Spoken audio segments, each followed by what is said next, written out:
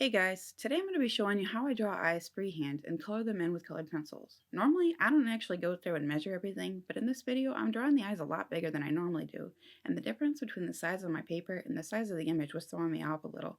So I just measured out the size of the image and how it would sit on my paper, and where the exact center lines were, and the spaces between the inside and the outside of the eyes. I also put horizontal lines across the bottom lid, the top lid, where the eyelid fold line was, and where the tops and bottom of the eyebrows were. It's basically just a modified grid. Each line is used as a reference to where I'm going to be drawing my outline. I like to use lines to break down the shapes of all my drawings, and it's especially helpful when I'm trying to get a more accurate drawing. All eyes are different, so it's better to be able to break down shapes and drawing what you're actually seeing instead of assuming, hey, I know how to draw eyes, and then just end up drawing the same eye each time. This way of getting my outline is especially helpful for me when I'm trying to work on my freehand skills, and for me, it's easier than using the actual grid method. For one, most images are not your standard paper sizes, and you have to do measuring and math and all that, and it's just way too much brain work for me. To sketch out my outline, I'm laying down light lines, making sure that I'm keeping a light hand because I'm going to be going over it with colored pencil later, and I don't just want a bunch of pencil marks showing through. And I'm constantly going back through and adjusting the shapes until I'm happy with how they look. For this reference photo, she's wearing a lot of heavy eyeliner in her inner waterline, so although I am drawing it in, it's basically going to stay black. The thing that ended up throwing me off the most about this drawing was the reflection of the ring light in the very center of her eyes where the pupil would normally be. And I didn't even realize how messed up it was until I was entirely finished with the drawing and I was standing over my work trying to take a finished photo of it. When I had drawn it in, it was where it needed to be, but then I had mostly erased it and colored it in with a white colored pencil. And when I did that, it must have just shifted down just enough to where she looks a little derpy now. If I was going to do it again, I would take out the ring light reflection completely, color in the pupil how it would normally look, because I didn't even realize until I was doing this drawing that the darkness in the center of the eye helps me to judge a lot of my color values.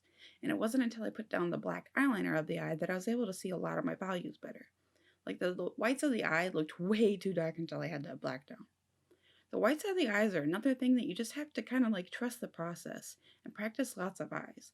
I used to not pay any attention to the whites of the eyes or like teeth because your brain just assumes, hey, this is white, I should just leave it white. But in reality, the eyeball is an actual ball and it needs to be shaded accordingly to look more realistic. I used a lot of grays in these eyes and with little bits of brown and a dark indigo and even some black. All eyes are different and unique to each person, so you really just need to be looking at your reference photo to see where the colors and lines go. And I never shade it in just one flat color because no eye is ever just one color. There's a whole spectrum. I am using odorless mineral spirits to blend. I love using odorless mineral spirits because I love the effect that it adds to your drawing. I really believe that it saves in colored pencils and your hands. I hate burnishing and will avoid it at all costs. Also, it just saturates the heck out of the colors a lot more than burnishing, and I can come back on top with lighter colors, and you just can't do that when you burnish. The only thing with using OMS to blend to be careful with is you have to know how your colors are going to react when they blend. I really would suggest in your color chart that you do for all of your pencils, seeing how they look with OMS, because a lot of colors when you blend, they end up being a lot brighter than when they lay down. Like on these lids, she's wearing a heavier shadow of purple and blue. Even though the color is pretty vivid in my reference, it's also dark and dramatic. So I tried to go with the darkest purple that I had, but when I blended it, it was way brighter than it had originally intended, so I had to come back over it with white and try to tone it down a little. So I definitely recommend testing it out, or like I said, making like a little extra swatch. I know the red rimmed eyes look a little crazy demony, but just hang in there. It gets better, I think. The skin is super washed out in the reference photo, and I wasn't really too concerned with it anyway. The main focus for me in this drawing was the eyes, and the slight shading where it needed to be, like around the bridges of the nose or around the cheek, just on the edges. So I went with a really light layer of peach beige, putty beige, and some rosy beige and clay rose. Those are mostly my go-to skin tones anyway, I just went a lot lighter in this drawing. When it came to filling in around the eyebrows, I was originally thinking that I was just going to draw in all of the hairs since it was such a blown up picture. I knew that if I colored the eyebrows with the skin colors for underneath the hairs, that I was probably going to lose the shape reference lines, so I just used a really light hand and outlined the outside hairs of the eyebrows so that I wouldn't lose them when I blended them out. But I definitely wanted a skin tone underneath, so I came in with the same skin colors that I had all over the rest of the face, but I did go a little bit darker. Then I came through with my brush in the OMS and I blended that all out. You'll be able to see here when I get the left side blended, you'll really be able to tell that I took those purple shades and it just went crazy vivid. I can honestly say that was an accident and I was not expecting that at all. But I was able to tone it down quite a bit with some white and some of the skin tones. I had to go back and do another layer of skin tones and darken up some of the shadows anyway. If I was doing an actual portrait, I would probably be going over all of the skin with several more layers just to make sure that it was super smooth. But here in my sketchbook, I wasn't worried about it being perfect, and I do like how the skin turned out on this anyway. My favorite part of this drawing was doing the eyelashes. I usually have to wait to add those in almost every portrait so that when I finally do get to do them, it always helps pull everything together.